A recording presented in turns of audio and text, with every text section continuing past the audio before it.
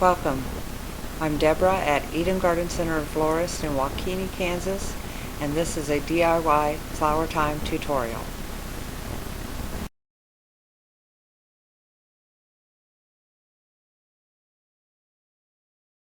Today I'm going to be making a bow, a very basic floral bow.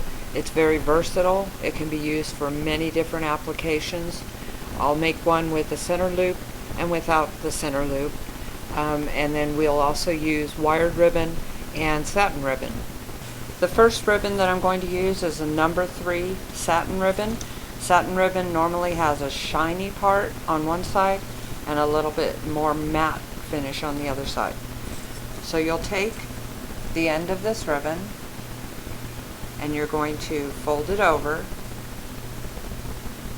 Now I'm normally going to be using my left thumb and forefinger to hold the ribbon.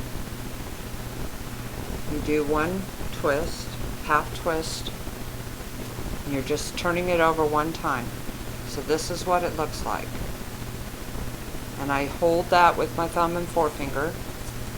Then I adjust it so that it's pointing upwards. Take the bottom, bring that up, and do another twist. So now you've got 2 loops, and they're both being held in the same place. Okay? So then you continue to make your loops. Twist one time in the center. This is number 3 ribbon. It's perfect for a small bouquet, a small boutonniere, or corsage. It's perfect for a bud vase or a small plant.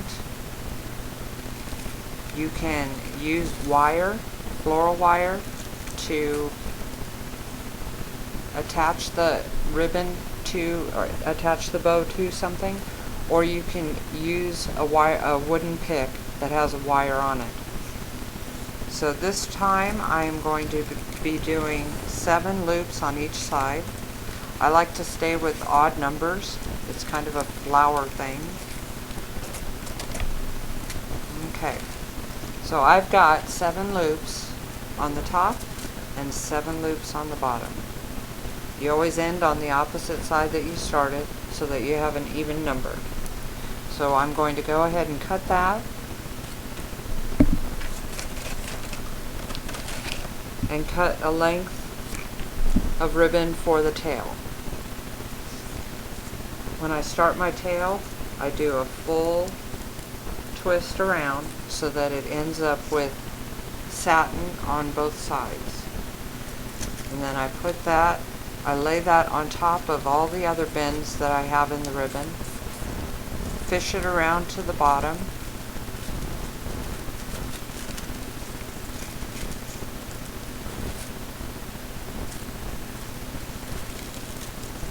and then hold it like this. You've got all your loops on one side and your tails on the other side. You'll need to tie the tails off.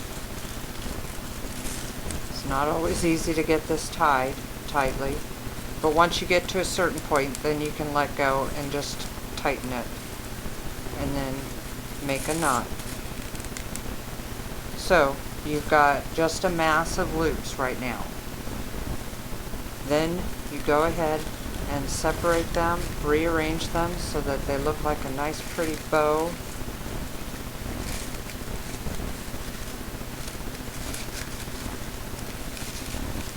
When I was in Hawaii, we used to make leis, Hawaiian floral leis, but we would use just ribbon and make a ton of bows and then string those onto the necklace. Okay, so now you've got a bow that's perfect for a bud vase. You can tie that on the bud vase using just the tails if you've made your tails long enough, or you can use floral wire and you would just feed that through the middle of the bow and then twist it on the other side. Or you can use a wired pick, which is what we usually will use if it's going into a vase or into a plant, because then it just holds there and you can actually adjust it and move it if you need to. So I'll put that pick, I'll lay that pick on the back of the bow,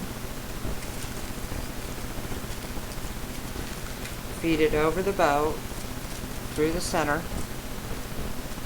and then wrap it around so that it's snug on that pick. And now the pick is ready to go to put into a vase, to put into a plant, and you've got yourself a pretty little bow.